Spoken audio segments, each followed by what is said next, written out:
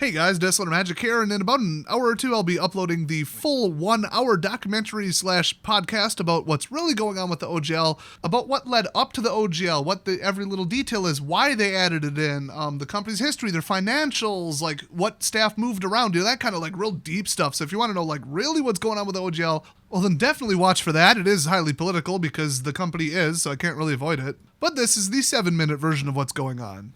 So OGL Open Gaming License came out over 20 years ago. It just says, hey, it's one page. You can use our rules and stuff. Just don't do this. And the don't do this is like this other document that's like, okay, instead of calling it this, call it that because we own that trademark.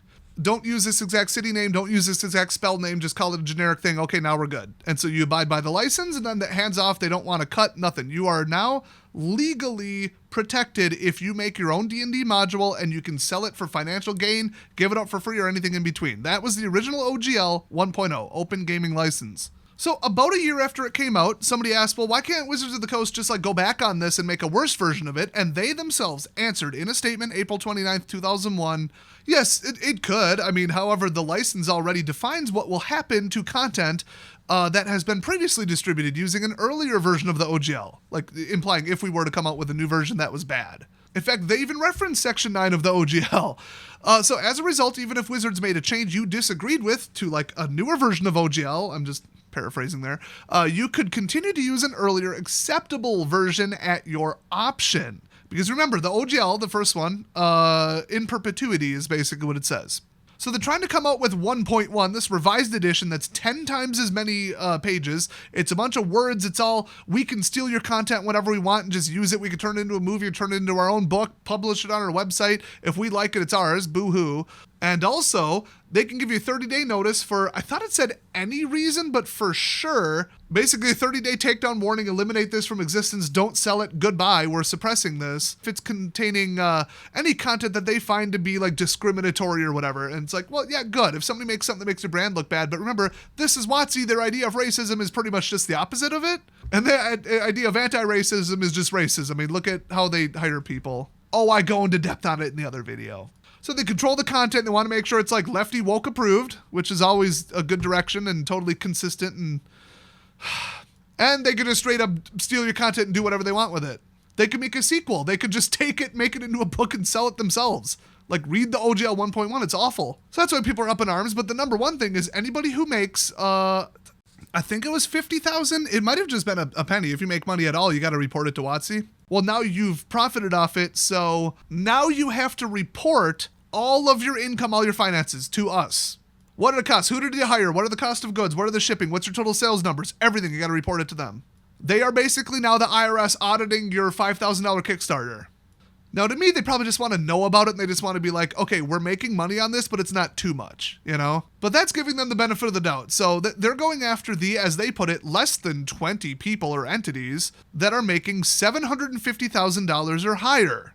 And if you're like, that's not an individual doing a passion project or a group coming together to do some little thing and release it and asking for $3 donations, that's a company. You make $750,000, that's a company. That's why some people are like, I don't know if I'm on the community side here. If you're making upwards of like $1 million almost on a product, you probably should cut them in for a little bit on the game they created. And I've had people say that, but that's not in the spirit or the statement of the original OGL. And you're supposed to be able to comply with the older 1.0 if you don't like the newer 1.1. But because they knew people would just ignore 1.1 because it's a complete and utter joke, and it's just them trying to control the content, control the narrative, call people they don't like racist and delete their content, go full dictator and control all speech and all content and all everything. I know, I've never seen a lefty company do that before. That's such a new concept. They'd initially said that they are just revoking the 1.0 completely. I guess it said in perpetuity, which means forever. But there was other language in it that said also we can revoke this at any time. So then you'll have no licensing agreement and everybody would just have to stop. So they're effectively forcing everybody into the new 1.1 and then treating it as a cash grab. If you make money, they want 25% of it. And if they don't agree with the politics or anything in your whatever you made, then too bad, they can tell you to delete it and you now have to comply. And that's why people are pissed about it. And so somebody internally appears to have leaked it. We don't really know who the original leaker was, but we do know some people commenting on it after the fact that are verified to be WotC or new D&D Beyond acquisition workers that aren't too thrilled with how Hasbro and WotC do business. Hasbro lost somewhere around like $4 billion last year in valuation because just everything they're doing is awful and it's just mismanaged by out-of-date people who have out-of-date 1980s business models. And I get way more into that in the big video, but yeah, I mean, they need money. They're like, what piggy bank can we go rob? Oh, the fan-made content community. And we'll just say it's because they're making almost $1 million and we just want a small percentage of it, which 25% is not a small percentage. I think I could make a Green Bay Packers shirt and pay the NFL about 25%, and they're the most egregious, next to Disney. 25% is a lot. So that's just the overview. That's what's going on, and they rolled it back. Just to end it with what happened literally 3 days ago, is they rolled it back and said, okay, sorry we messed up. Completely insincere, by the way. You'll find out if you watch the other video. And we're totally not doing this, and the higher-ups that told them to implement all this nonsense and had it written up are now saying, oh wait, how many people are unsubscribing from D&D Beyond, that digital new piggy bank that we just bought? Yeah, that's gonna get me fired. Okay, we're rolling this back. Except they're not. If you read their statement and their complete non-apology, they're still ripping up OGL 1.0, completely revoking it. They're still making 1.1, but it won't contain any royalties. And it won't apply to cosplayers, live streamers, and educational content and some other exemptions. But blah, blah, blah, some crap about inclusive environment, inclusivity, diversity, blah, blah, blah, whatever. So they still want to police everything, and if you're not woke enough, they'll tell you to delete your project. That ain't good enough, okay? Sincerely, the entire community and all of your tabletop competitors. Pathfinders, already the developers said, hey, we're announcing an open alternative that's better. Use our thing. Then you got ORC, which is like a new, I think, open, I don't remember what it stands for. I feel like I should have found that. But if you Google ORC, you don't get a result. But it's just another fan-made open thing. I'll tell you what, right now, I'm a D&D expert. I've been playing it for over 10 years. I know 3.5, 4th, and 5th inside and out.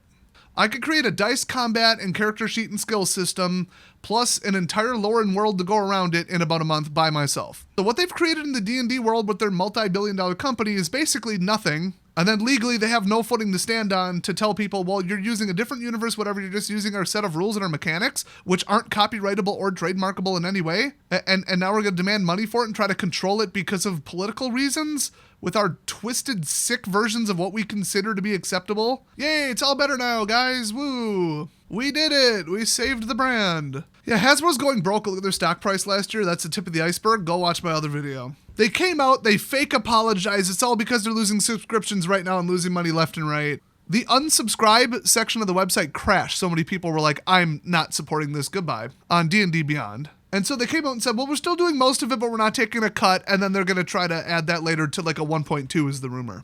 Boy, that'll be just in time to not have one single customer left because we're all moving to open standards like we've been pushing for the last couple of years anyway, because we hate you, because you're awful. You took someone else's work, Gary Gygax, adopted it, sold it to Hasbro, and then ruined it and injected a bunch of politics into it. We ain't having that. Thanks for watching. Send this to everybody who wants the full end-to-end quick details on it. And that's why I waited this long, so that we'd have a solution, a statement, and the full story. So like and subscribe if you appreciate it, and I'll see you guys.